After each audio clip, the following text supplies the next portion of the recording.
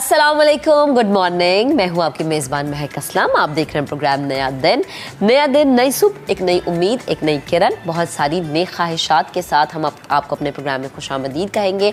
बहुत सारे नए मौज़ूआत हैं, नए टॉपिक्स हैं जिन पर आज हमने बात करनी है। इसके साथ ही साथ बहुत सारी पुरानी ऐसी खबरें हैं जिनमें नई डेवलपमेंट हुई है, वो आज हम आपके सामने रखेंगे। लेकिन प्रोग्राम का आगाज़ करेंगे आज की अच्छी बात से। तो आज की अच्छी बात यह है कि नेक बनने के लिए ऐसी ही कोशिश क्या करें जैसी कोशिश खूबसूरत बनने के लिए आप करते हैं। हम चाहते हैं कि हम बहुत प्यारे लगें, बहुत अच्छे लगें, इसलिए हम महंगे ड्रेसेस भी ख़रीदते हैं, महंगे महंगे मेकअप भी ख़रीदते हैं, महंगे महंगे शूज़ भी ख़रीदते हैं, हमारे हैंड बैग्स भी बड़े महंगे होते हैं। इसी तरह से जब आप महंगी चीज़ें ख़रीदते हैं तो ये आपका बज़ाहिर खूबसूरत बनाती है, लेकिन जो आपका अंदर की खूबसूरती है, जो आपकी बातिन की खूबसूरती है, उसके लिए ज़रूरी है कि आप खूबसूरती से सोचें, अच्छा सोचें ताकि आप अच्छे लगें। वो कहते हैं ना, जो आपके दिल और दिमाग में होता है वो अक्सर आपके चेहरे पर ज़ाहिर हो जाता है। तो अच्छा सोचना इसीलिए भी कहा जाता है। प्रोग्राम में टॉप स्टोरीज शामिल करते हैं। सबसे पहले बात वक्त की अहमियत की। वक्त ऐसी कीमती दौलत है जिसकी पाबंदी हमारे लिए कामयाबी की कुंजी साबित होती है। खुदा की बनाई हुई हर चीज़ वक्त की पाबंदी का हमें दर्ज देती है। चाहे आसमान हो या ज़मीन हो, सूरज हो या चाँद हो, दरिया, फूल, पौधे, परिंदे, हर चीज़ का बदलना, हर चीज़ का होना, हर चीज़ का ख़त्म हो जाना हमें वक्त का दर्ज देता है। हर चीज़ जो है अल्लाह ताला के हुक्म के मुताबिक अपने वक्त की पाबंदी करती नज़र आती है और हर चीज़ अपने वक्त पर अल्लाह के हुक्म के मुताबिक तब्दील हो जाती है। ज़िंदगी में कामयाबी के लिए टाइम मैनेज करना बड़ा ज़रूरी होता है। अब ये टाइम को किस तरह से आपने मैनेज करना है, आज प्रोग्राम में इस पर हम डिटेल में बात करेंगे। इसके अलावा अक्सर लोग होते हैं ना जिन्हें भूख बहुत ज़्यादा लगती है, लेकिन आज मेरा सवाल ये है कि क्या आपको भूख नहीं लगती या कुछ खाने का दिल नहीं करता? अगर आपको भूख नहीं लगती तो आज हम जानेंगे कि किस तरह से घरेलू टोटकों के ज़रिए, यानी आपके किचन में इतना कुछ मौजूद है और उन मौजूदा चीज़ों के ज़रिए किस तरह से आप अपनी भूख को बढ़ा सकते हैं। अपनी जो ये कमी है कि भूख नहीं लगती, इसको कैसे ख़त्म कर सकते हैं। इसके अलावा अगर आप खाना नहीं खाते, मतलब वही बात है कि अगर आपको भूख नहीं लगती तो आप आपका वेट कभी भी आप गेन नहीं करते, और जब आप वेट गेन नहीं करते और एक हद से ज़्यादा पतले हो जाते हैं आप, एक हद से ज़्यादा आपका वेट गिरना शुरू हो जाता है, तो आपकी शख्सियत भी बहुत ज़्यादा मुतासिर होती है और फिर वो एक प्रेजेंटेबल आपकी बॉडी का होना, आप खुद बड़े खुशगवार से लगें, आपके चेहरे पे बड़ी रौनक आए, वो चीज़ें नहीं होती है।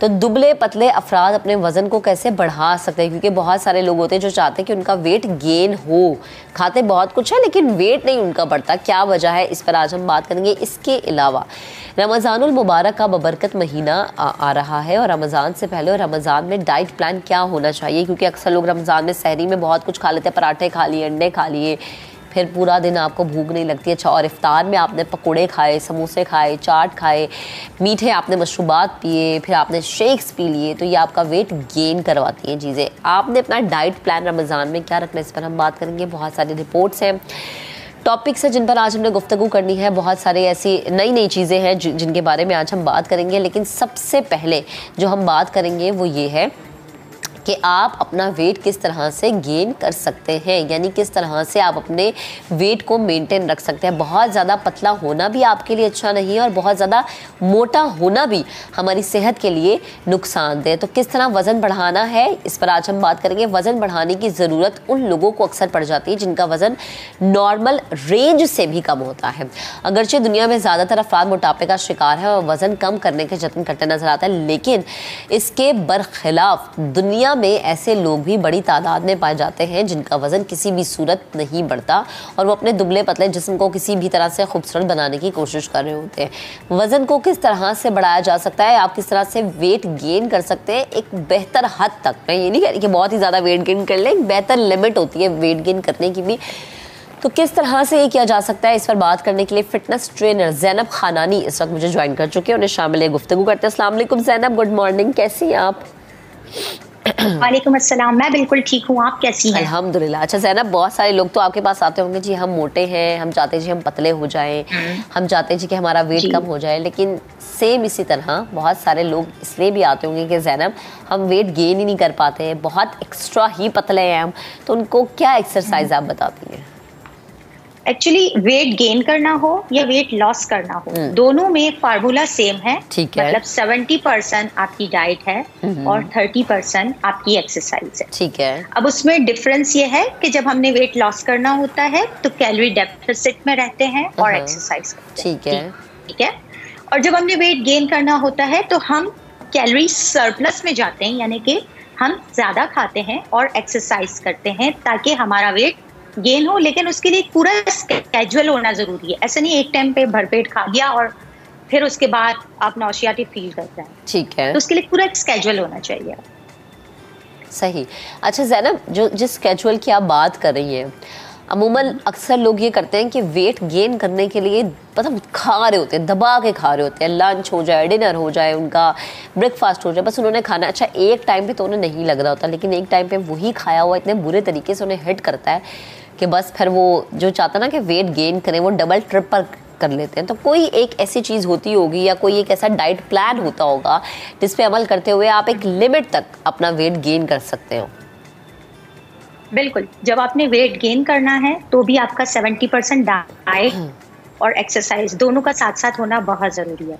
उसमें जब आपने वेट गेन करना है तो इसका मतलब ये नहीं है कि आप burgers, pizza, French fries, cold drink और सारे अनहेल्दी फूड्स खा लें, क्योंकि उसमें कैलोरीज ज़्यादा है। हाँ। हम ये समझते हैं जो अनहेल्दी है उसमें कैलोरीज ज़्यादा है, चाहे वो वेट लॉस के लिए समझ रहे हो या वेट गेन के लिए। नहीं है। जो हेल्दी है उसमें भी कैलोरीज ज़्यादा है और वो हेल्दी कैलोरीज है।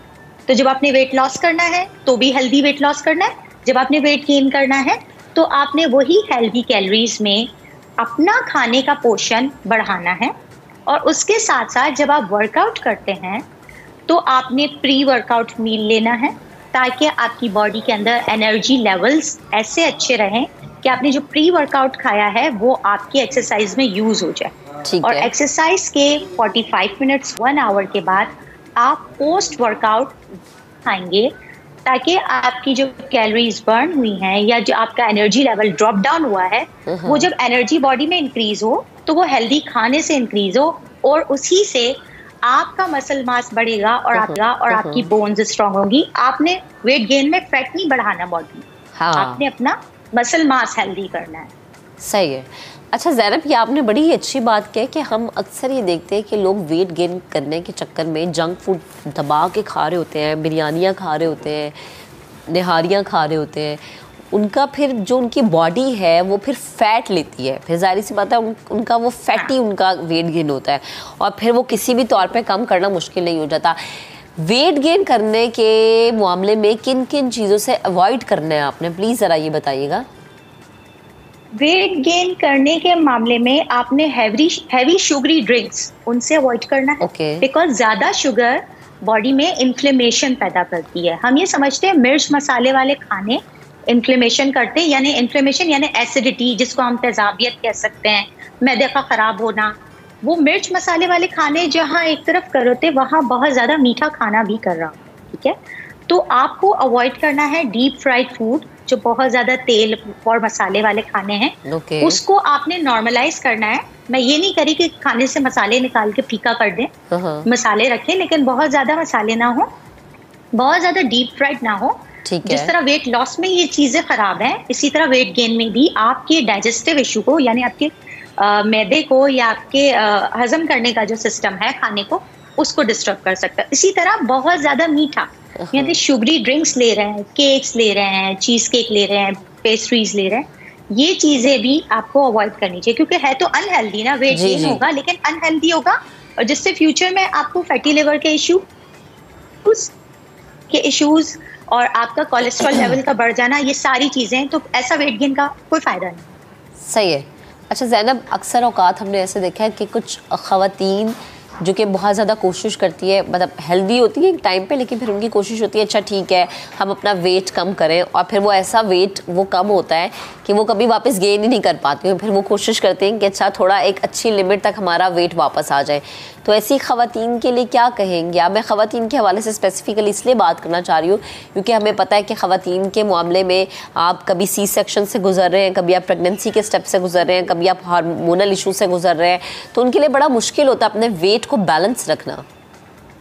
हाँ, एक्चुअली वो खवातीन जिनको अपने वेट को बैलेंस रखना है या जिनका वेट बहुत ज़्यादा लॉस हो गया है और उन्हें वेट गेन करना है, तो उनके तीनों खाने के साथ साथ अक्सर खवातीन इतनी मसरूफ होती हैं घर की जिम्मेदारी में या अपना बिजनेस या जॉब है उसकी जिम्मेदारी में इतनी मसरूफ होती है कि वो सिर्फ समझती है कि 3 वक्त का खा लिया और बहुत है। नहीं, अगर आपने वेट गेन करना है तो आपको 3 वक्त का खाना भी अच्छा लोडेड होना चाहिए, जिसमें प्रोटीन भी हो, जिसमें कार्ब्स भी हो, जिसमें भी हो, जिसमें नट्स भी हो, जिसमें फ्रूट्स भी हो, ये सब होना चाहिए। उसके अलावा आपके 2 स्नैक्स होने चाहिए, यानी आपके वो स्नैक्स या तो आप एक्सरसाइज करते हैं तो उस 2 मील को आप ऐसे कर सकते हैं कि एक प्री वर्कआउट ले लिया और वर्कआउट के 1 घंटे बाद पोस्ट वर्कआउट ले लिया, या फिर आप बीच में 2 स्नैक रख सकते हैं। 2 स्नैक्स, एक आपका ब्रेकफास्ट और लंच के बीच में मिड मॉर्निंग स्नैक, उसमें आप कोई भी नट्स ले सकते हैं या फ्रूट्स ले सकते हैं, ठीक है, या रोस्टेड ग्राम्स ले सकते हैं, अनसॉल्टेड पीनट्स ले सकते हैं, और यही एक आपका लंच और डिनर के बीच में इवनिंग स्नैक जो होता है उसमें भी आप एक बोल फ्रूट का ले सकते हैं या नट्स ले सकते हैं या इस तरह की हेल्दी चीज़ यानी योगर्ट ले सकते हैं, हुमस बना लिया, उसके साथ कुकम्बर ले लिए, फ्रूट सैलेड बना लिया, ताकि आपके 5 मील्स हों जब तक आपका वेट गेन का गोल अचीव नहीं होता। ठीक है।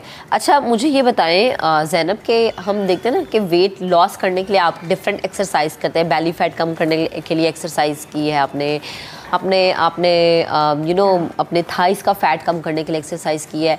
इसी तरह जब आप वेट गेन करने की कोशिश करें तो उस टाइम में भी डिफरेंट एक्सरसाइज होती होंगी। वो किस तरह की एक्सरसाइज है, किस टाइप की एक्सरसाइज होती है? एक्चुअली वेट गेन की एक्सरसाइज में आपने अपने मसल्स को स्ट्रॉन्ग करना होता है। मेरा कहने का हरगिज़ मतलब ये नहीं है, क्योंकि हमारी खवातीन डर जाती हैं कि ज़्यादा वजन उठाएंगे और हमारे डोले बन जाएंगे या मसल्स बिल्टअप हो जाएगा। एक्चुअली हम फीमेल्स में वो हार्मोन्स नहीं होते जिससे हमारा मसल बहुत ज़्यादा ग्रो कर जाए, और जिन बॉडी बिल्डर आप उस तरह के मसल्स देख रहे होते हैं तो ना घबराएं, क्योंकि उनका एक प्रोफेशन है, तो उन्होंने अपनी डाइट और अपने सप्लीमेंट्स रखे ही ऐसे होते हैं जिससे मसल ग्रो हो। लेकिन नॉर्मली ज़्यादा वजन उठाने से, वेट उठाने से आपका वेट गेन नहीं होता, आपकी बॉडी टोन अप होती है। अब अगर आपको वेट गेन करने के लिए एक्सरसाइज करनी है, वो भी उसी तरह की होंगी जैसा वेट लॉस की होती है। बस ये कि एक्सरसाइज से पहले आपने प्री वर्कआउट में आप पीनट बटर और बनाना भी ले सकते हैं, कोई फ्रूट ले सकते हैं।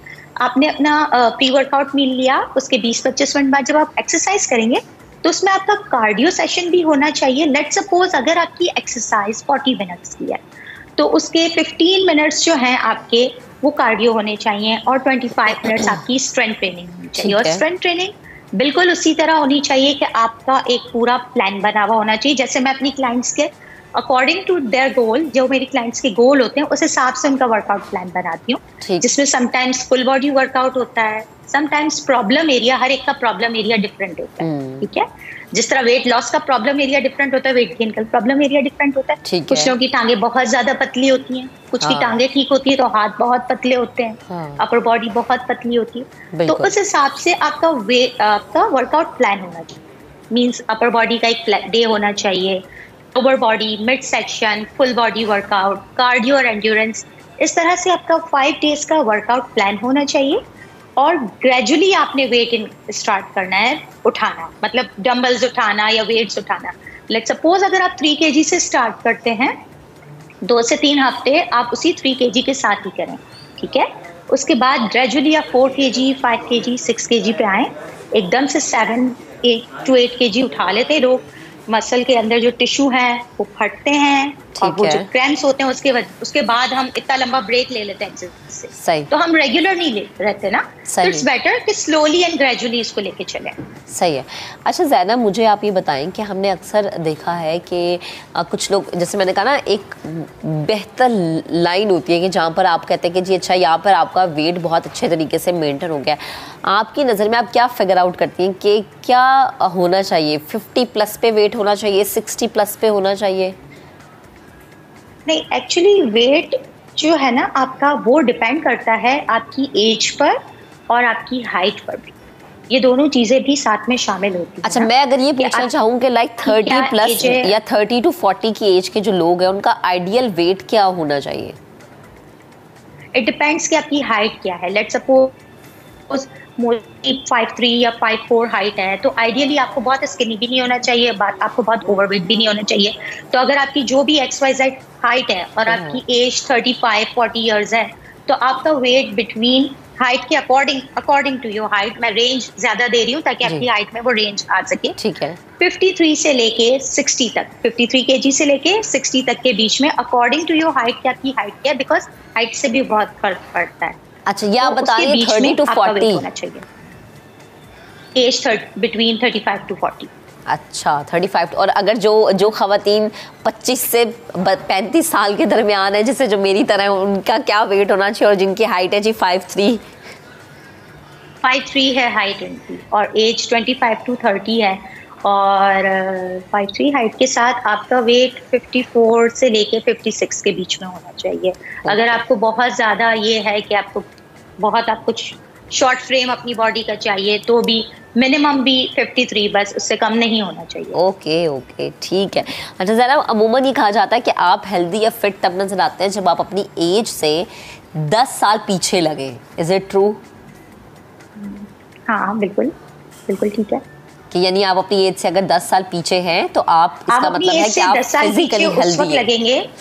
जब आप अपनी एज से 10 साल पीछे उस वक्त लगेंगे जब आपका लाइफस्टाइल हेल्दी होगा। हाँ, सही, ठीक। समटाइम्स ये होता है, लोग अकॉर्डिंग टू देयर एज भी लग रहे होते हैं, बट समटाइम्स हम देखें, हम बहुत से अपने सीनियर लोगों को देखते हैं, जो कि हम एथलीट्स को देख लें, ठीक है, उनको जब हम देखते हैं कि उन्होंने रिटायरमेंट के बाद भी खुद को बहुत फिट रखा होता है, हालांकि उनकी एज 50-55 होती है, लेकिन जब हम देखते हैं तो हम कहते हैं कि मतलब हम उनसे बहुत छोटे, but they are so fit because of the lifestyle. सही, ठीक है। ज़ैनब, बेहद शुक्रिया, आप हमारे साथ मौजूद थी, गुफ्तगू कर रही थी। बड़ा ज़रूरी होता है जी कि आप मेंटेन रखें, और अगर आप वेट गेन करने के चक्कर में, तो ये ना हो कि आप फैट गेन करें। वेट गेन करना और सिर्फ अपनी बॉडी को फैट प्रोवाइड करना दो एक अलग चीज़ें हैं। वेट गेन करने के चक्कर में आपने हेल्दी चीज़ों से अपना वेट गेन करना है। अभी एक ब्रेक लेते हैं, ब्रेक के बाद दोबारा हाजिर होंगे। Stay with us. अच्छा जी, अब बात करते हैं वक्त की पाबंदी के हवाले से। इंसान को ज़िंदगी में हासिल होने वाली कोई भी कामयाबी वक्त की पाबंदी के बगैर मुमकिन नहीं है। टाइम मैनेजमेंट ऐसी तब्दीली है जो किसी की ज़िंदगी में आ जाए तो देखते ही देखते इंसान कामयाबी की जितनी भी मनाजिल हैं वो आसानी से तय कर लेता है। टाइम मैनेजमेंट यानी पूरे दिन की मसरूफियात का वक्त जो है उसका एक टाइम टेबल बनाना और अपने वक्त का दुरुस्त तरीके से इस्तेमाल करना बहुत ज़्यादा ज़रूरी है। आजकल हमारे पास वक्त बर्बाद करने के ढेरों तरीके मौजूद हैं। कोई मोबाइल के ज़रिए वक्त को ज़ाया कर रहा होता है, कोई दीगर सोशल मीडिया के प्लेटफॉर्म्स को यूज़ करते हुए, कोई गेम्स को, कभी कभी हम घंटों फ़ोन कॉल्स पे लगे रहते हैं, बेजा इंटरनेट का इस्तेमाल करते रहते हैं, टेलीविज़न के सामने बैठे रहते हैं, ड्रामों, फिल्मों या फिर डिफरेंट सीरीज़ हम लोग देखते रहते हैं और हमारा टाइम वेस्ट होता रहता है, जो कि सरासर अपनी ज़ात के साथ एक धोखा है, एक नाइंसाफ़ी है। ज़िंदगी में कामयाबी के लिए टाइम मैनेज करना कितना ज़रूरी है और रोज़मर्रा ज़िंदगी में टाइम मैनेजमेंट कैसे की जाए ये सीखना बड़ा ज़रूरी है। अच्छा, अगर मैं ये कहूँ सीखना, तो बहुत सारे लोग ये कहते हैं जी ज़िंदगी के इस हिस्से पे आके भी हमें सीखने की ज़रूरत है। तो हमें ज़िंदगी के हर हिस्से पे आके सीखने की ज़रूरत है कि हमने अपना वक्त किस तरह से इस्तेमाल करना है, क्योंकि वक्त को इस्तेमाल करना वक्त को बर्बाद करने से ज़्यादा बेहतर है। अब मैंने जैसे बात की कि डिफरेंट चीज़ों में हम अपना वक्त बर्बाद कर देते हैं। अब कुछ लोग कहते होंगे कि जी मोबाइल इस्तेमाल करना कौन सी बर्बादी होती है। बिल्कुल मोबाइल इस्तेमाल करना बर्बादी नहीं है, लेकिन मोबाइल का सही इस्तेमाल करना आपके वक्त को सही इस्तेमाल करने के बराबर है। लेकिन अगर आपका मोबाइल का इस्तेमाल गलत है तो फिर आप अपना वक्त बर्बाद कर रहे हैं। टाइम मैनेजमेंट क्या है, किस तरह होनी चाहिए, आपका दिन किस तरीके से गुजरे, इस पर बात करना बड़ा ज़रूरी है। और इस पर बात करने के लिए माहिर नफ्सियात डॉक्टर मोहम्मदा ताहिरा इस वक्त मुझे ज्वाइन कर चुके हैं, उन्हें शामिल है गुफ्तगू करते हैं। अस्सलाम वालेकुम डॉक्टर साहिबा, गुड मॉर्निंग, कैसी हैं आप? वालेकुम अस्सलाम। I'm good. How are you? Thank you for having me. अल्हम्दुलिल्लाह। मुझे ये बताएं कि आजकल हर कोई ये कहता है कि जी वक्त तेज़ी से गुजर रहा है, वक्त हाथ में नहीं आ रहा, और हम सबको पता है कि गुजरा हुआ वक्त कभी वापस लौट कर नहीं आता। लेकिन इस गुजरते हुए वक्त में, इस तेज़ी वाले वक्त में भी कभी ना कभी हमारे पास कुछ वक्त निकल आता है जो कि हमारे अपने लिए होता है। लेकिन उस वक्त को इस्तेमाल आपने कैसे करना है, किस तरीके से मैनेज करना है, ये शायद आज के वक्त में भी बहुत सारे लोगों को अंदाज़ा नहीं है। तो क्या कहेंगे आप इस पे? अच्छा, आपकी बात जो आपने जैसे की कि लोग बहुत ज़्यादा ये कंप्लेन इस चीज़ की करते हैं कि मेरे पास वक्त नहीं है चीज का या टाइम नहीं बचता मेरे पास, तो इसके लिए एक मिथ होती है कि हमारे पास टाइम नहीं होता। टाइम 24 घंटे हमारे पास भी है और 24 घंटे उन लोगों के पास भी है जो इतनी अचीवमेंट्स कर रहे हैं, जो इतने सक्सेसफुल लोग हैं। तो वक्त की बेसिकली टाइम लिमिट तो सबके लिए सेम है, बट हम उसको यूटिलाइज प्रोडक्टिवली और इफेक्टिवली किस तरह कर रहे हैं वो हमारी सिचुएशन डिफरेंट है, वेरी करती है। ठीक। अच्छा डॉक्टर साहबा, मुझे ये बताएं कि मैं अगर सबसे पहले घर के मामलात से शुरू करूं, मतलब एक ख़वातीन के हवाले से स्पेशली मैं बात करना चाह रही हूँ कि खातून सुबह उठती है, बच्चों को स्कूल भेजा, मियाँ को ऑफिस भेजा, अच्छा फिर टीवी लगा के बैठ गई। ये मैं इसलिए करी क्योंकि बहुत सारी ख़वातीन इस वक्त हमें भी देख रही है, यकीनन इस वक्त उन्होंने बच्चों को स्कूल भी भेज दिया है, मियाँ साहब दफ्तर जा चुके हैं। अच्छा उसके बाद ये होता है जी टीवी आपने देखा, फिर घर की सफाइयाँ शुरू हो गई, फिर दोपहर के खाने में आप लग गए, फिर उसके बाद बच्चे स्कूल से आ गए, आप बच्चों में लग गए, फिर आपका शाम की चाय का वक्त हो गया, लेकिन आप अपने लिए वक्त नहीं निकाल पाते। तो ये जो अपने लिए वक्त निकालना है, स्पेशली वो ख़वातीन जो कि हाउस वाइफ हैं और सारा दिन उनका बच्चों और मियाँ या फिर अपने ससुराल वालों की खदमात या उनकी ड्यूटी में गुजर जाता है, वो किस तरह से अपने लिए वक्त निकाल पाएंगी? अच्छा, उसमें ये चीज आ जाती है, देखिए कि हम ना चीजों को प्रायोरिटाइज नहीं कर रहे हैं, हम कैटेगराइज नहीं कर रहे हैं कि हमने कौन सी चीज किस टाइम पे करनी है और वो कितने टाइम के लिए करनी है। फॉर एग्जाम्पल, अगर औरतें घर में टीवी लगा के बैठ जाती हैं, कोई भी है वो टीवी या फोन यूज कर रहा है तो वो फिर बेतहाशा उसका इस्तेमाल हो रहा है। फिर अगर कोई काम है तो वो फिर काम ही काम होता जा रहा है, वो अपने लिए एक पर्सनल टाइम निकालना जो है वो दोबारा नहीं कर रहा कोई बंदा। तो एंटरटेनमेंट साथ साथ, काम के साथ साथ हर चीज का एक वक्त मुहैया होना चाहिए कि मैंने इस टाइम पे ये चीज करनी है, मैंने अगर बच्चों को टाइम देना है या पढ़ना है मैंने, या जॉब का काम करना है, या मैंने घर वालों को टाइम देना है। तो हर चीज की मुझे लगता है कि एक प्रायोरिटी होनी चाहिए। आप नोट डाउन करें, लिस्ट डाउन करें चीजें कि मैंने डेली रूटीन में ये सब कुछ करने, ये टास्क है मेरे और उनको मैंने इतना टाइम देना है। और उन सबके बीच में आप अपनी एक कह लें कि एंजॉयमेंट का, एक रिलैक्सेशन का एक टाइम निकालें कि ये मेरे एंजॉयमेंट का टाइम हो और बाकी चीजें मैंने इस टाइम पे करनी है। तो प्रायोरिटी अपने काम को, अपनी चीजों को देना या अपनी हेल्थ को, वो सबसे ज्यादा इम्पोर्टेंट है, जो कि हम आजकल नहीं देते। हम बस कोई एक चीज में ही लगे हैं, या तो काम कर रहे हैं तो काम ही करी जा रहे हैं, या वेले बैठे हैं तो वेले फोन यूज करी जा रहे हैं, स्क्रॉल करी जा रहे हैं। अच्छा डॉक्टर साहबा, जैसे आपने कहा ना कि आप मोबाइल यूज़ करें, मतलब मुझे ये लगता है कि शायद आप मोबाइल का अच्छा इस्तेमाल उस सूरत में कर सकते हैं जब आप पॉजिटिविटी के हवाले से मोबाइल इस्तेमाल कर रहे हैं। लाइक बहुत सारे लोग जो है ऑनलाइन बिजनेस कर रहे होते हैं, तब भी आपके मोबाइल या लैपटॉप का इस्तेमाल होता है, लेकिन मेजॉरिटी हमारी जो यंग जनरेशन है वो मोबाइल का इस्तेमाल किस लिए करती है? क्या तो गेम्स खेली जा रही हैं, या सीरीज़ देखी जा रही हैं, ड्रामास देखे जा रहे हैं, या बिला वजह सोशल मीडिया का आप इस्तेमाल कर रहे हैं।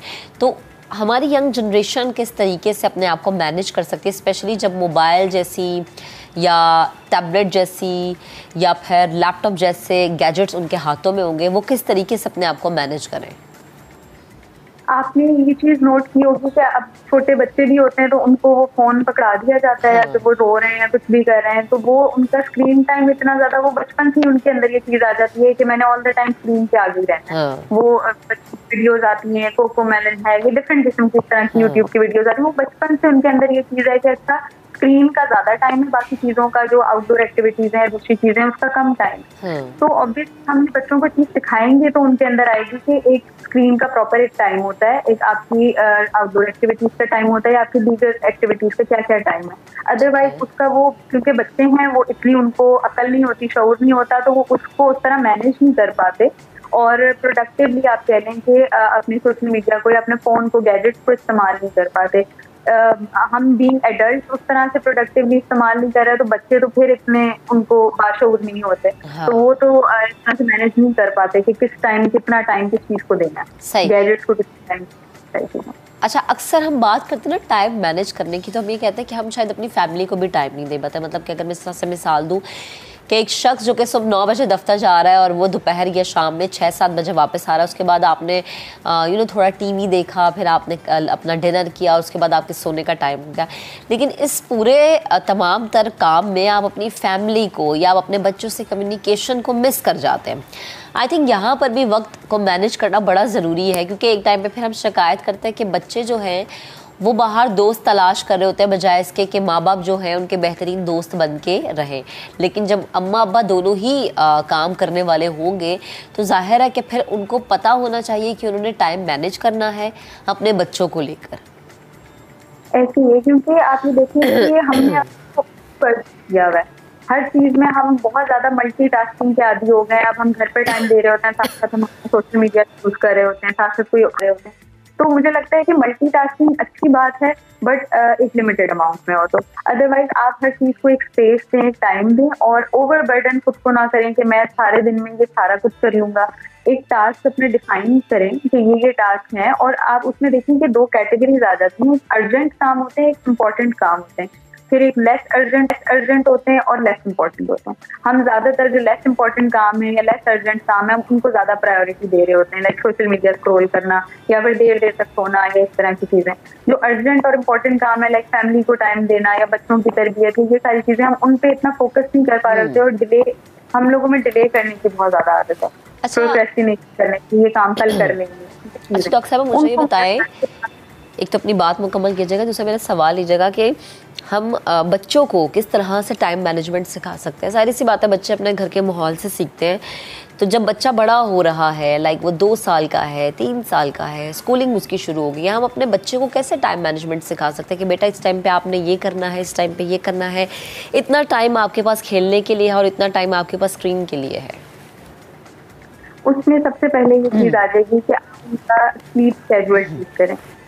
बच्चे देर तक ना जागें, 10 से 11 बजे के बाद तो बच्चे बिल्कुल भी ना जागें। इवन एडल्ट से ये भी ये चीज है कि इतना लेट अगर जागेंगे हम, तो जो हमारा एक्चुअल स्लीप टाइम है, जो हमारा रिलैक्सेशन का, बॉडी के दोबारा से रिवाइटलाइज होने का टाइम है, वो तो सारा इन चीजों में गुजर गया, फोन गैजेट्स में गुजर। तो स्लीप शेड्यूल पहले तो ठीक करें बच्चों का, उनको पता हो कि उन्होंने इस टाइम सोना है और अर्ली मॉर्निंग उठना है, जल्दी सोना है और जल्दी उठना है।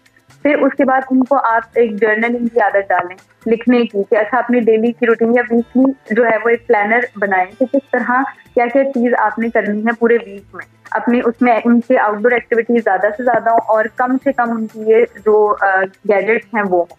जब उनको आउटडोर एक्टिविटीज, वो हेल्थी एक्टिविटीज करेंगे तो ऑब्वियसली वो एक्टिव भी रहेंगे उस तरह से, और बाकी काम करने की उनमें वो सेहत भी होगी। फिर इसमें डाइट भी आती है। जब बच्चा सही से खा नहीं रहा, वो ऑल द टाइम फोन पे है या वो इन्हीं चीजों में लगा हुआ है, तो आप ये बताएं कि वो उसके अंदर वो जान, वो सेहत, वो ताकत नहीं होगी कि वो आगे फर्दर टास्क कर सके, वो थक जाएगा जल्दी। तो इस तरह की चीजें कुछ हैं बच्चों को, यानी कि आप जर्नलिंग सिखाएं कि वो लिख के नोट डाउन करें कि वीकली बेसिस पे उन्हें क्या करना है, और प्रायोरिटाइज करना सिखाएं, गोल सेटिंग सिखाएं कि ये शॉर्ट टर्म गोल्स हैं तुम्हारे, ये लॉन्ग टर्म गोल्स हैं। तो ये सारी चीजें बच्चों शुरू से इनकलकेट करनी चाहिए। सही। अच्छा डॉक्टर साहब, आप मुझे ये भी बताएं कि संडे, हम सब कहते हैं कि जी संडे यानी वीकेंड आपका शुरू हो गया, और सैटरडे से ही हम जो है वीकेंड की तैयारी कर रहे होते हैं कि जी हमने संडे को ये करना है, वो करना है। बहुत सारे लोग प्लानिंग कर लेते हैं, लेकिन बहुत सारे लोग प्लानिंग नहीं करते। वो कहते हैं जी सिर्फ संडे को आपने सो के टाइम गुजारना है। मैं ये सवाल स्पेशली उन लोगों के लिए पूछूं जिनके पास करने को बहुत सारी एक्टिविटी होती है, लाइक आप अपने आप को मेंटली रिलैक्स कर सकते हैं, आप सी साइड पे जा सकते हैं, आप अपने बच्चों को टाइम दे सकते हैं, आप शॉपिंग पे जा सकते हैं, आप वॉक पे जा सकते हैं, लेकिन हमेशा प्रेफर किया जाता है जी सोने को, क्योंकि जी आप पूरा वीक थक गए हैं तो वीकेंड आपने सो के गुजारना है। तो मैं चाहती हूँ कि लोगों को थोड़ा सा मोटिवेट करें कि जी सो के गुजारने के लिए वीकेंड हमें नहीं मिलता, डिफरेंट एक्टिविटीज़ के लिए हमें मिलता है। आप गार्डनिंग कर लें, आप बच्चों को बाहर ले जाएं, बच्चों के साथ आप कुछ एक्टिविटीज़ में इन्वॉल्व हो जाएं, उनके साथ आप बाहर जाके खेलें। तो प्लीज़ इस पर भी कॉमेंट कीजिएगा। उससे मैं ये बात कहूँगी कि देखिए संडे को सोने का टाइम हम क्यों करते हैं, क्योंकि पूरे वीक में हमने अपनी रूटीन पूरी खराब की होती है। तो वो at the end of the day हम इतने एग्जॉस्ट हो जाते हैं कि हम कहते हैं कि अब संडे बस हम वो पूरे हफ्ते की नींद पूरी करने, जबकि एक्चुअल में ऐसा नहीं होता। आप पूरे वीक की थकावट एक दिन में इस तरह से नहीं उतार सकते, वो तो डेली बेसिस पे चीज चल रही है। तो पहली चीज तो ये कि जब आप पूरे वीक की रूटीन अपनी सेट रखेंगे तो संडे को भी आप फ्रेश ही होंगे। ये नहीं होगा कि आप पूरे वीक के एग्जॉस्ट हुए हैं संडे को तो फिर आपका सोने का दिल करे। प्लस ये कि मैं उसमें ये कहूँगी कि संडे को ऑब्वियसली आप एंजॉयमेंट करें, सोएं देर तक या जो भी है, लेकिन उसमें भी ये नहीं कि आप पूरा दिन सो ही रहे हैं। उसमें भी आप प्लान करें कि फैमिली को किस तरह से टाइम देना है, या बच्चों को किस तरह से, या इवन अपने लिए भी किस तरह टाइम निकालना है।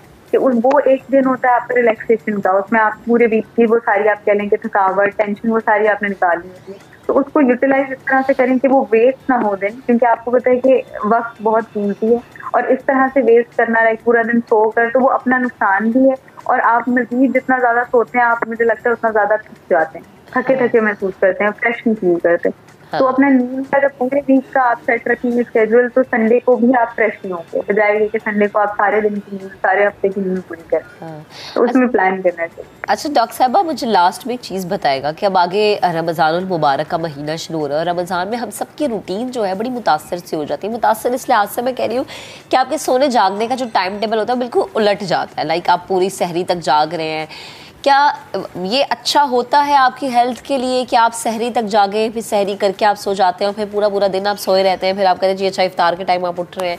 क्योंकि अक्सर लोगों को रमज़ान में काम का इतना वो नहीं होता और उनको ऑफ भी मिल जाता है, तो स्पेशली वो लोग जिनका सहरी तक जागना होता है उनके टाइम टेबल के हवाले से आप क्या कहेंगे? क्योंकि रमज़ान अल्लाह ताला ने एक महीना ऐसा दिया जिसमें हमें अल्लाह की इबादत भी करनी है। वेलकम बैक जी। अब आपको बताएं कि कुछ लोगों को भूख नहीं लगती या बहुत कम भूख महसूस होती है। अच्छा, कुछ लोगों का दिल ही नहीं करता, सिरे सके जी खाना खाना ही नहीं है। भूख ना लगना एक संगीन मसला है, लेकिन तवील मुद्दत अगर इसका असर आपके जिस्म पर रहता है तो आपका जिस्म बिल्कुल सूख जाता है। अच्छा, वो कहते हैं ना, बाज़ लोग होते हैं जी वो बहुत ज़्यादा खाते हैं लेकिन वो फिर भी पतले होते हैं, उनका शायद बॉडी स्ट्रक्चर ऐसा होता है कि उनको कुछ लगता ही नहीं है, वो जितना मर्जी खा रहे। लेकिन कुछ लोग वाकई कमज़ोर होते हैं, वो जितना मर्जी खा लें उन्हें भूख नहीं लगती। बीमारी, बॉडी में तनाव, बेचैनी वगैरह फिर इनकी रोज़मर्रा रूटीन का एक हिस्सा बन जाता है कि वो एक्टिव महसूस ही नहीं करते। इस मसले से निपटने के लिए बहुत सारे लोग जो हैं वो पिल्स लेते हैं, अद्वियात लेते हैं। बहुत सारे लोग घरेलू टोटकों की मदद से जो है वो अपनी भूख को जो भूख अगर ना लगने वाला मसला उसको ख़त्म करते हैं। अब इलाज कितना ज़रूरी है कि अगर आपको भूख नहीं लग रही या इवन आपके बच्चे को भूख नहीं लग रही, क्योंकि अक्सर माएँ परेशान होती हैं जी बच्चा खाना नहीं खा रहा, इवन बच्चे जब बड़े हो जाते हैं तब भी खाना नहीं खाते, बहुत सारे रीज़न्स हो सकते हैं। अब घरेलू टोटकों की मदद से, यानी आपके किचन में जो चीज़ें मौजूद है उसकी मदद से आप इस मसले को कैसे हल कर सकते हैं? क्या चीज़ ऐसी है जो कि अपनाने से आपका बच्चा या ख़ुद आप, अगर भूख नहीं लग रही और बहुत ज़्यादा आपका वेट गिर रहा है, आप वेट गेन नहीं कर रहे, तो क्या ऐसी चीज़ होनी चाहिए जो कि आप खाएं और आप हेल्दी फील करें, एक्टिव फील करें? इसी पर बात करने के लिए हर्बलिस्ट रानी आपा इस वक्त मुझे स्टूडियोज़ में ज्वाइन कर चुके हैं, उन्हें शामिल गुफ्तगू करते हैं। अस्सलाम वालेकुम आपा, गुड मॉर्निंग, कैसी हैं आप? वालेकुम अस्सलाम, अल्हम्दुलिल्लाह मैं बिल्कुल ठीक हूँ। अच्छा आपा, मुझे ये बताएं कि क्यों ऐसा होता है कि भूख नहीं लगती? जी हाँ, बड़ा अच्छा सवाल है और बहुत ही एक ऐसा मसला है जो मेरे ख्याल है हमारे यहाँ आजकल तो बहुत नॉर्मल है। अच्छा भूख नहीं लगती, अच्छा कोई बात अच्छी बात है, आपका तो वेट कम हो रहा है। ये अक्सर लोग कहते हैं। जी बिल्कुल ऐसा है, लेकिन ऐसा नहीं होता। अगर देखिए अल्लाह ताला ने इस जिस्म जान को एक्टिव रखने के लिए हमारे साथ एक निज़ाम हज़्म रखा है, एक सिस्टम रखा है मैदे का, कि जो हमारी जो भूख है तीनों टाइम, सुबह दोपहर शाम, हमारा मैदा हमें अब डिमांड करता है कि मैं इस वक्त स्टमक बिल्कुल खाली हो गया है और इसकी डिमांड आप पूरी करें। और वो डिमांड हमारी पूरी होती है मैदे के ज़रिए, कि मैदे को हम फौरी तौर पे ग़िज़ा फराहम करते हैं। अच्छा, बाज़ औक़ात ये होता है कि आपका मैदा थोड़ा सा या तो श्रिंक हो जाता है या उस पर स्वेलिंग आ जाती है या मैदा पूरी तरह एक्टिव नहीं रहता। अच्छा, बहुत सारी वजूहात होती हैं कि किस वजह से हमारी भूख कम हो गई है। अगर भूख हद से ज़्यादा कम हो जाए तो कमज़ोरी से बीमारी का सबब बनने लगता है। आप कमज़ोरी से बीमारी की तरफ ट्रैवल करना शुरू कर लेते हैं। और जब भूख ना लगना, और सम टाइम भी होता है कि खाना बहुत भूख लग भी गई है तो खाना देखा और बस एकदम से दिल भर गया। अच्छा, ये अक्सर ऐसा होता है कि मेरे साथ होता है कि मैं चिल्ला रही थी कि भूख लग रही है, खाना दे दो या खाना ले आओ, और जैसे ही खाना सामने आता है आपकी भूख फ़ौरन से ख़त्म हो जाती है। इसकी मैं आपको एक बीमारी है। जी नहीं, एक हाँ ये मैदे का ही एक प्रॉब्लम है। और सम टाइम ये होता है कि आपके सामने खाना आया और मुंह से कड़वा कड़वा पानी आने लगता है कि नहीं, खाना देखकर ही आपकी ना सिर्फ एक भूख ख़त्म हो गई बल्कि इश्तहा भी ख़त्म हो गई कि आप खाने को हटा दें। तो ये तमाम जब सिम्टम्स आने लगे, भूख ना लगना, अगर खाना आ जाए उसको देखकर भूख का गायब हो जाना, मुंह से कड़वा कड़वा पानी आना और डिमांड का ख़त्म हो जाना, ये सारे सिम्टम्स हैं जिसकी वजह से हमारा ये इंडिकेटर होता है कि मैदे में कुछ खराब है, कुछ गलत है जी। इस खराबी को दूर करना हमारा अवलीन तरजीह होनी चाहिए। कुछ लोग इसको बहुत ज़्यादा इग्नोर कर देते हैं, लेकिन अगर ऐसी सूरत हाल हो तो अपने निज़ाम हज़म को बेहतर करना बहुत ज़रूरी है और इसके बहुत सारे तरीक़े होते हैं। और ये जो कैफियत है ये बड़ों में नहीं, सम टाइम बच्चों से भी शुरू हो जाती है। जो बहुत छोटे बच्चे हैं उनके साथ भी होता है। आप देखेंगे माँ गोद में उसको खाना खिला रही, वो एकदम वॉमिटिंग कर देता है, या वो खाना देख के रोने लगता है, माँ जबरन पकड़ती हैं और एक चमचा जब देती हैं तो वो पड़प करके वो दर्द निकाल देता है। इसका मतलब है कि उसका मैदा पूरी तरह एक्टिव नहीं है। अच्छा, कुछ लोगों को बसियारखोरी की बहुत ज़्यादा आदत होती है कि बहुत ज़्यादा खा लेने की वजह से आहिस्ता आहिस्ता उनका मैदा सुस्त होने लगता है और वो काम करना छोड़ देता है। और उन्हें एकदम हम कहते हैं कि अब उसने वो इतना मोटा था, इतना कमज़ोर हो गया, खाना बहुत कम कर दिया। कि तमाम चीज़ें वो हैं जो कि नॉर्मल नहीं है, बहुत ज़्यादा खाना या बहुत कम खाना। अपने मैदे को एक्टिव रखें। जिन लोगों के साथ ये बहुत ही छोटी छोटी सी ऐसी चीज़ें जो हमारे घर में मौजूद हैं और बहुत लॉन्ग लास्ट करती हैं। सबसे पहले तिब नबवी से माखूज़ मैं एक इलाज बताऊं जो कि ऐसे लोगों को फ़ौरी तौर पर इख्तियार करना चाहिए, और वो ये है कि रात को सोते वक्त 2-3 आलू बुखारे, ठीक है, और 2 इंजीर 1 गिलास पानी में आप भिगोकर और रख दीजिए, ठीक है, रात को। और सुबह नहार मुँह इस पानी को छानकर सबसे पहले आप वो पानी पी लें। तकरीबन 8 से 10 दिन में आपको बहुत ज़्यादा फ़र्क महसूस होना शुरू हो जाएगा। लेकिन पहले दिन या दूसरे दिन पूरी तरह ये एक्सपेक्ट ना करें कि पहले दिन कोई मैजिक हो जाएगा। हाँ, या फिर आप फ़ौरन से जो है वो एक्टिव होना शुरू हो जाएंगे, या आपका स्टमक एक्टिव हो जाएगा। जी हाँ, ये तो है तिब नबवी से माखूज़ एक इलाज। और देखिए कि इलाज इतने ऑथेंटिक होते हैं, इतने रिलायबल होते हैं कि आप इन्हें करें तो अल्लाह के फजल से रिज़ल्ट ज़रूर मिलता है। फिर कुछ ऐसे एक चूरन टाइप जो चीज़ें हमारे किचन में मौजूद हैं, आज मैं आपको बहुत ही ज़बरदस्त सा जो रेमेडी बताऊंगी। एक चूरन टाइप, एक पाउडरी फॉर्म जो बनाएं और अल्लाह के फजल से उसका इस्तेमाल करें। तो मैं फिर ये कहूँगी कि ये ना कहें हाय आज तो 2 दिन हो गए और अभी तक तो मेरी भूख खुली नहीं, ऐसा कुछ नहीं हुआ। लेकिन ये दवा जो मैं बताऊँगी इतनी अल्लाह के फजल से अमेजिंग है और इतना इसका अच्छा रिज़ल्ट है कि 2 दिन में ना सही, 3 दिन में ना सही, लेकिन हफ्ते भर में आपको भूख लगने का अमल शुरू हो जाएगा, आपका मैदा एक्टिव हो जाएगा और अल्लाह के फजल से आपकी ये जो सिचुएशन है कि भूख नहीं लगती, भूख ना लगना, खाना फौरन से आप वॉमिट कर देते खाना खाने के बाद, कि आपका एक होता है ना आपा कि आप डाइजेस्ट नहीं कर पा रहे। अक्सर ऐसा होता है कि मैंने ये देखा है कि बहुत सारे लोग ऐसे होते हैं जो हैवी चीज़ें डाइजेस्ट नहीं कर पाते, ठीक है, फिर वो बेचारे या तो दही पर आ जाते हैं या फिर वो केला खा लेते हैं या हल्के फुल्के फ्रूट्स का शेक उन्होंने पी लिया। अच्छा, ऐसे लोगों के स्टमक के साथ भी यकीनन कोई मसला है, तभी तो ना आप बिरयानी खा पाते हैं, ना आप हैवी सालन खा पाते हैं, ना ही आप पाए या निहारी जैसी चीज़ एंजॉय करते हैं।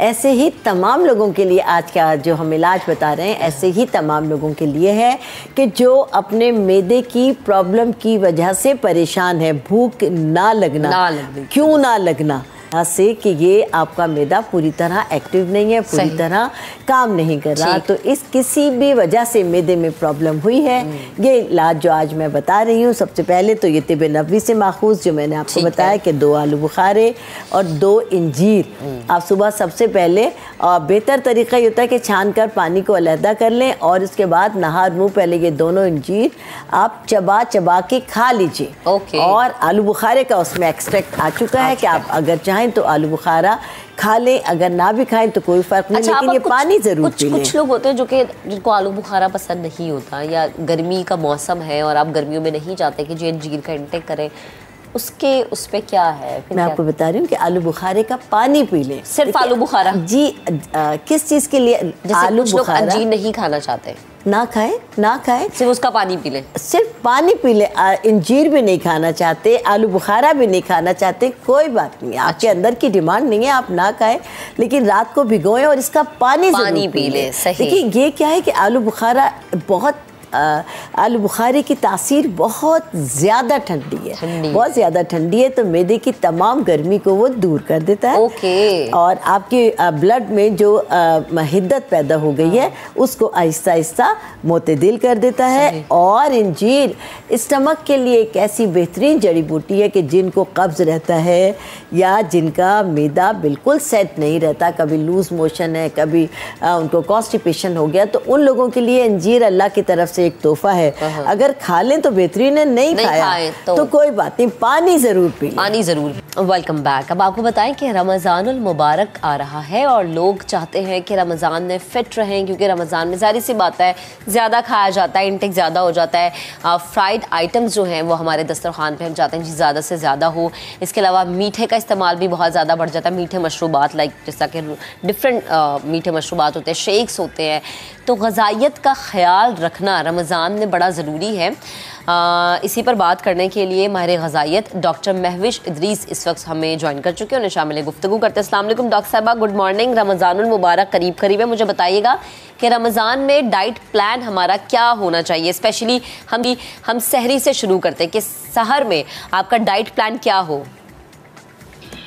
देखिए, जैसे कि अभी रमज़ान आ रहा है, रमज़ान में सबसे ज़्यादा क्वेश्चंस यही होती हैं कि हम वेट लॉस करें या हमारा डाइट प्लान कैसा होना चाहिए, क्या हम हेल्दी खाएं या हम ऐसा खाएं कि हम अपने टेस्ट बर्ड्स को कंटिन्यू रखें। लेकिन अगर हम सहरी की बात करें तो देखिए सबसे आपका स्टार्टअप मील वही है जिस पे आपका पूरा दिन रिलाय करता है। कुछ लोग ऐसे होते हैं कि बहुत ज़्यादा हैवी सहरी करना शुरू कर देते हैं और लगता है कि अगर वो बहुत पराठे खाएंगे या बहुत हैवी जैसे सिरी पाए या चने वगैरह खाएंगे तो उनकी शायद उनके ज़्यादा देर उनका स्टमक फिलअप रहेगा और उनको भूख नहीं लगेगी। लेकिन अगर हम हेल्दी लाइफस्टाइल की बात करें तो सबसे ज़्यादा गलत यही है, क्योंकि अगर हम ये सोचें कि हम पूरा दिन भूखे रहें और हम अपने आप को फिलअप करते रहें तो वो आपके लिए नुकसानदेह है। तो अगर हम सहरी की बात करें तो कोशिश करें कि आपकी सहरी बहुत हेल्दी होनी चाहिए और हाई फाइबर होना चाहिए ताकि पूरा दिन आपका बहुत अच्छा गुजरे। स्पेशली अगर हम पानी की बात करें तो डिहाइड्रेशन बहुत कॉमन कॉज है जो रमज़ान में हो जाता है, तो कोशिश करें कि अपना सहरी में पानी का इंटेक बहुत अच्छा करें। जैसे खजूर की अगर हम बात करें तो लोगों का कॉन्सेप्ट यही है कि आप इफ्तारी में ही खजूर खा सकते हैं, आपने इफ्तारी करनी है तो वो खजूर से खानी है। लेकिन हमेशा मैं यही कहती हूँ कि अपनी सहरी का आगाज़ भी आप खजूर से करें, क्योंकि एक तो वो बहुत ज़्यादा एपेटाइजिंग होती है, हाई फाइबर होता है, शुगर होती है उसमें और आपका एकदम से एनर्जी बूस्ट अप करती है। फिर उसके बाद कुछ लोग होते हैं वो पूछते हैं कि हम क्या खाएं, हम दलिया खा सकते हैं या चपाती खा सकते हैं। तो देखिए मैं हमेशा यही कहती हूँ कि हाई फाइबर आपने लेना है, चाहे वो आपकी चपाती हो जाए। अगर पराठा भी आप खाना चाहते हैं तो आप एक पराठा देसी घी का खा सकते हैं, साथ में जौ का दलिया आप खा सकते हैं, और अगर आप सूखी रोटी किसी सालन के साथ खा रहे हैं तो आप वो भी खा सकते हैं। ठीक है। अच्छा, तो डॉक्टर साहबा ये तो हमारी सहरी हो गई, लेकिन इफ्तार में हम चाहते हैं कि ज़्यादा से ज़्यादा समोसे हो, पकोड़े हो, कचौरियाँ हो और इसके अलावा फिर शेक्स आ जाते हैं, फिर डिफरेंट हमारे पास मशरूबात होते हैं मीठे ऐसे जो कि हम चाहते हैं हमारे दस्तरखान पे मौजूद हो, फिर डेली बेसिस पे नई नई आइटम्स होती हैं, तो वो आपके वेट गेन करने का सबब बनती हैं। एग्जैक्टली सबसे ज़्यादा नुकसान हमें शायद सहरी नहीं देती, हमें इफ्तारी सबसे ज़्यादा नुकसान देती है, क्योंकि पूरा दिन अगर हम भूखे हैं तो हमें हर चीज़ बहुत ज़्यादा टेम्पटिंग लग रही होती है कि हम ये भी बना लें, हम ये भी बना लें, हम पकोड़े समोसे दही बल्ले सब खा लें। लेकिन हमेशा पोर्शन कंट्रोल में रहें। एकदम से जब हमारा पेट खाली होता है और हम बहुत ज़्यादा बेवरेजेस की अगर मैं बात करूं जैसे जामे शीरी हो गया या कोई भी शुगरी बेवरेजेस ना, इवन कोल्ड ड्रिंक्स भी लोग स्टार्टअप करना शुरू कर देते हैं, वो सबसे ज़्यादा नुकसानदेह हैं। कोशिश करें कि आप खजूर से और पानी से अपने रोज़ा खोलें, उसके बाद हल्का फुल्का जैसे दही बल्ले हो गया या फ्रूट्स हो गया या फ्रूट चाट हो गया या योगर्ट हो गया या कोई स्मूदी भी इवन आप ले सकते हैं। तो कोशिश करें कि फ्राइड आइटम को कम से कम करें और डायरेक्टली स्विच करें अपने डिनर की तरफ। जैसे फॉर एग्जाम्पल आपने खजूर और पानी या नींबू पानी से आपने अपना रोज़ा इफ्तार कर लिया, उसके बाद आपने हल्की फुल्की कोई फ्रूट्स खा लिए या आपने फ्रूट चाट ले ली है या दही बल्ले या चना चाट कुछ भी ऐसा ले लिया, उसके बाद आप डायरेक्टली स्विच कर जाए नमाज के बाद अपने डिनर की तरफ। Dinner should be very healthy. लेकिन लोग क्या करते हैं कि अपना पेट इफ्तारी भूख लेते हैं, उसमें बहुत ज़्यादा पकोड़े समोसे दही बल्ले चना चाट कचौरी, तो वो क्या होता है कि फिर आप उस टाइम पर आपको भूख नहीं लगती, लेकिन फिर जैसे ही आपने नमाज पढ़ी, आपने तरावी के बाद आप बहुत ज़्यादा लेट हो जाते हैं, 12-1 बज जाते हैं और फिर आप अपने डिनर की तरफ जाते हैं और फिर अगेन वही बात है कि आपने फिर सोना भी होता है तो बहुत ज़्यादा हैवी फील कर रहे होते हैं। तो ये बहुत ज़्यादा गलत प्रैक्टिस है। तो कोशिश करें कि आप अपनी इफ्तारी हल्की करें और डायरेक्टली स्विच कर जाए अपने हेल्दी डिनर की तरफ। सही है। अच्छा, और अगर आप डिनर की तरफ नहीं स्विच करना चाह रहे डॉक्टर साहब, और आप चाह रहे हैं जी कि आपने इफ्तार, अक्सर इफ्तार पार्टीज भी होती हैं, आप जाते हैं इफ्तार पार्टीज में और फिर आप उसमें भी बहुत खा लेते हैं, और अगर आप इफ्तारी के बाद सहरी तक कुछ ना खाएं, गैप दे दें एक लंबा, यानी इफ्तार आपने कर लिया और फिर आपने सहरी तक कुछ भी नहीं खाया और फिर सहरी में आपने खाया, भले से रात का सालन है या एक चपाती है या कुछ भी है, तो क्या ये बेहतर रहेगा? देखिए, अब हर चीज़ की ना एक सेटअप होता है। जैसे फॉर एग्जांपल अभी आप कह रही हैं कि हम इफ्तारी में बहुत ज़्यादा खा लें और उसके बाद हम कुछ ना खाएं और फिर सहरी करें। हम हमेशा फ्रीक्वेंट मील्स की बात करते हैं ना, आप फ्रीक्वेंटली मील लें लेकिन उसका पोर्शन कंट्रोल कर लें। लेकिन जैसे अब इफ्तारी में ऑब्वियसली अगर हम बहुत ज़्यादा खाएंगे तो वो एक तो पोर्शन भी ज़्यादा हो जाएगा, हैवी मील्स होंगे, और फिर उसके बाद जब आपको बहुत ज़्यादा भूख लगेगी क्योंकि 4 to 5 आवर्स का गैप आ जाता है ना, फिर जब आप सहरी करेंगे तो डेफिनेटली सहरी भी आपकी हैवी होगी। तो मोस्टली जो कॉमन कॉजेज आ रही होती हैं हमें रमज़ान में, वो ब्लॉटिंग का इशू होता है। ब्लॉटिंग बेसिकली इसी वजह से हो रही होती है, या तो हमारा बहुत ज़्यादा गैप आता है और गैप के बाद हम हैवी मील्स लेते हैं।